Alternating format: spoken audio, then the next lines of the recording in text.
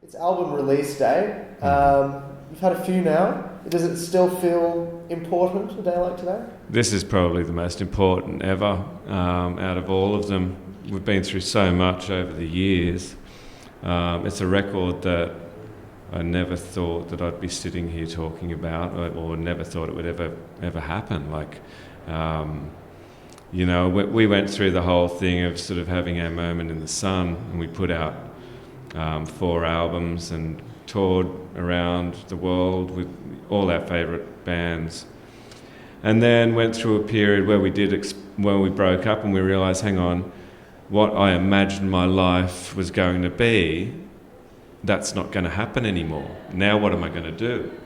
And you go through a period where you have to digest the past 12 years of your life and think about where to from here.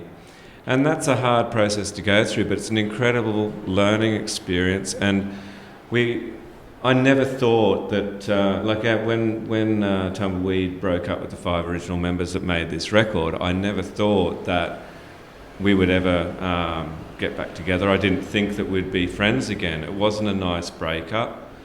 It was something that we carried around with us like a weight. It was a big regret in our life, what we did and how we broke up and stuff. And if it wasn't for Joe Segg sort of coercing us gently to be a part of the Home Bake 15th year anniversary, we probably wouldn't be here now. But we sort of got to the point where Joe asked us to do it, said, let's get in the jam room, see what it sounds like.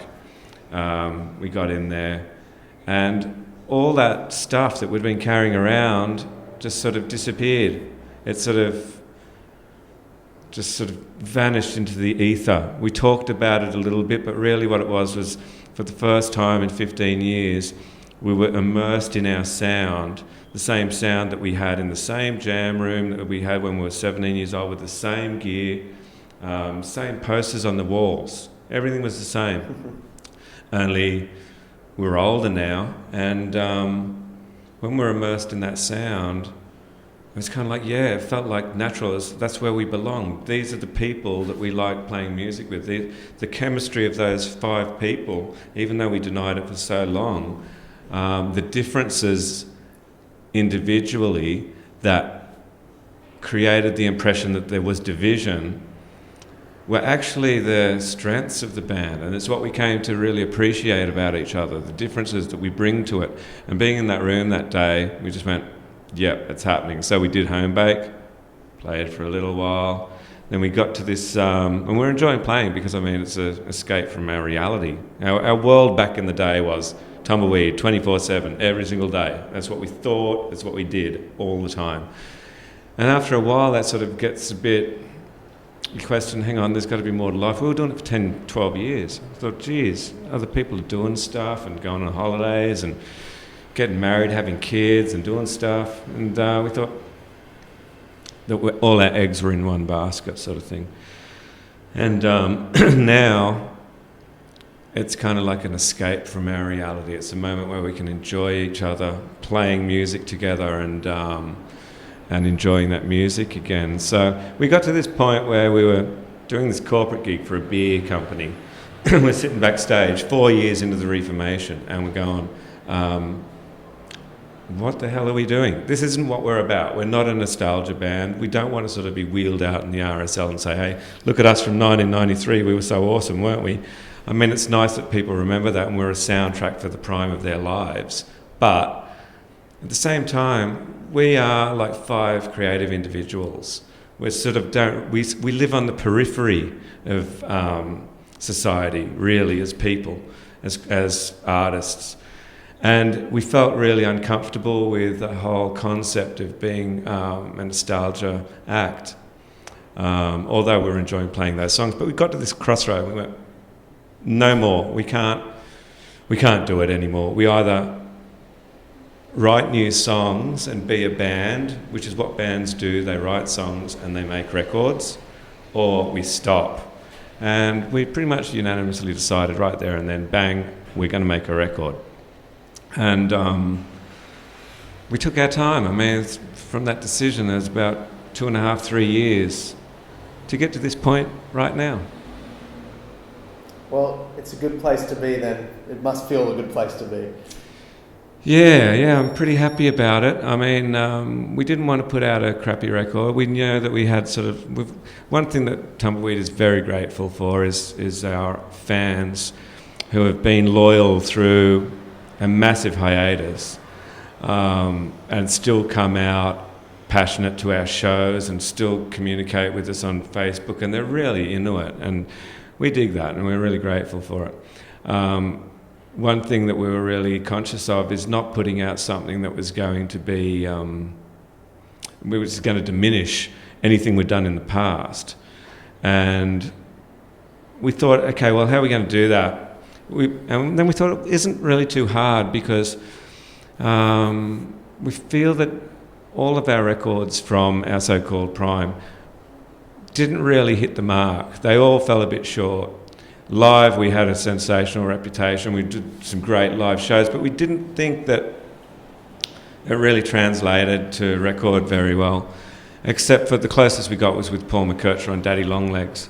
We felt that, like, other producers kind of cleaned it up, or, you know, there was a lot of directive from major record labels that we were signed to sort of make it more commercially viable, or, you know, appeal to a wide variety of people. And it really didn't represent what we're about. So we thought, okay, well, let's get what we did that was right. And we liked the process of recording to 2-inch tape, analogue style, with a minimum amount of edits, but a few overdubs, but getting the beds and the main sort of like feel of the song, where we're also like bouncing off each other, and it's an organic process. We really like that. So we wanted to do that to capture the essence of what we're about. And we wanted to use Paul McKercher again, because he's the only person that's ever gotten close to our sound. He really helped to define Tumbleweed's sound on Galactophonic and Daddy Longlegs. So they were our main things. And the rest of it, we wanted to sort of, one of our strengths, I suppose, is what I was talking about before, where the 5 members get into a room and the chemistry takes over. There's a certain amount of conscious thought where you might have like a skerrick of an idea, or the basic sort of like source of an idea, or maybe even a little bit more of a song structure. But then you get together and that chemistry kicks in, and the organic nature of music takes over in the practice room or in the studio, and the song is formed as this sort of collective snowball of ideas, in a real democratic way, in a real sort of like a real collaborative sort of way. It had to be sort of like organic, it had to be natural, it couldn't be beyond our realm of comfort. And that's how we sort of have always operated. That's the thing about us. And we're sort of like, we thought if we sort of keep those elements in place and then just apply the musical knowledge that we've sort of accumulated over the years, playing with different people in different bands, and also just listening to different stuff, watching different movies, reading different books, bring all that sort of stuff in. That's the newness of it, but still stay sort of connected to the core of what Tumbleweed is all about, but purely the philosophical sort of like angle we're coming from, of being sort of like a collective of 5 individuals filtering the machinations of the universe through our music.